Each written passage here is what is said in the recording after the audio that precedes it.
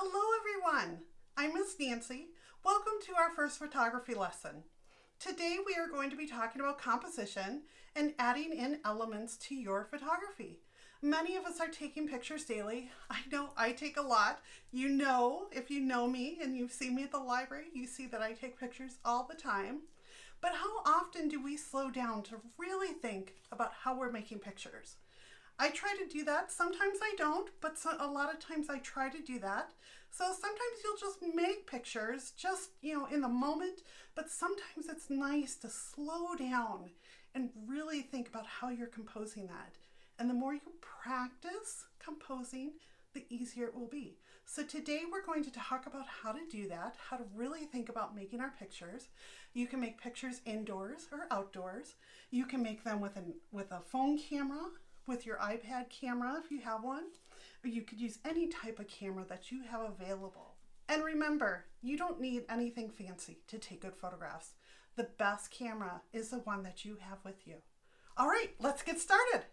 The first thing we are going to talk about is composition tips. We are going to start with the rule of thirds and cropping. How many of you have heard about the rule of thirds? The rule of thirds is when you divide your screen into sections with 3 horizontal and 3 vertical areas. Why do we do this? You want to make sure that your subject is the visual star of the picture.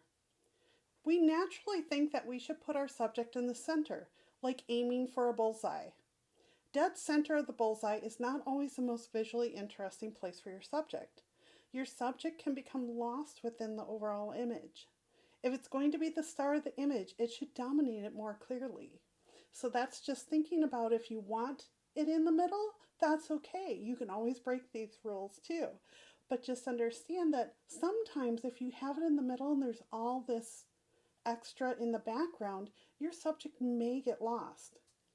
Speaking of background, spacing between subject and background also helps to make a more dynamic photograph and help focus on the main subject in your story. You can see that I moved closer to crop the picture. Cropping means to cut out things you don't want in the frame, like the fabric background. Being closer to the leaves makes them more interesting, and I used the rule of thirds, placing the larger leaf so it was no longer right in the center. I photographed my dog with her head right in the center of the picture on the left. And while it's a cute picture, at least I think so, it's more visually interesting to move closer to her and have her off center from the middle. So when you're thinking about the rule of thirds, try putting your subject anywhere but in the bullseye or center.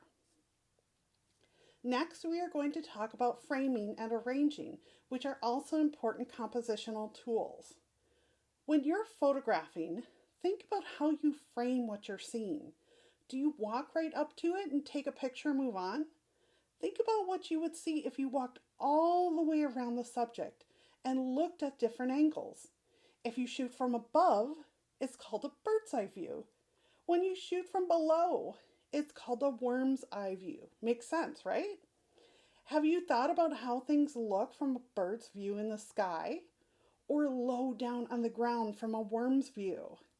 Get right down on the ground or underneath something like a plant and look up. What do you see? Look down on something on the ground from above. What do you see then? What happens if you walk around and look at different sides and move in for a closer look? One of my favorite things is to get right down on the ground and look at things to see if I can see things from a different perspective. When you take a picture, explore variations of the scene's composition. Look at how the elements are placed, the angle you are photographing from, the top, the bottom, and the sides. What other unique views can you come up with? Also think about moving in on your subject. Try shooting from a distance, then closer, then get really close and see how that impacts the photo. Remember the bird's eye view, worm's eye view, and seeing how things look up close and far away. How many of you know what a horizon line is? We typically think of the horizon line as how we see the physical and visual boundary between where the sky meets the land or water and we see this as a horizontal line running left to right. The horizon line is a very powerful compositional element. When it comes to arranging where to put your horizon line in a photograph, just remember, avoid the middle ground. Try positioning the horizon line well above or well below the center of your images. Just like in the rule of thirds, you don't want to bullseye your horizon line or have it right in the middle of your photograph.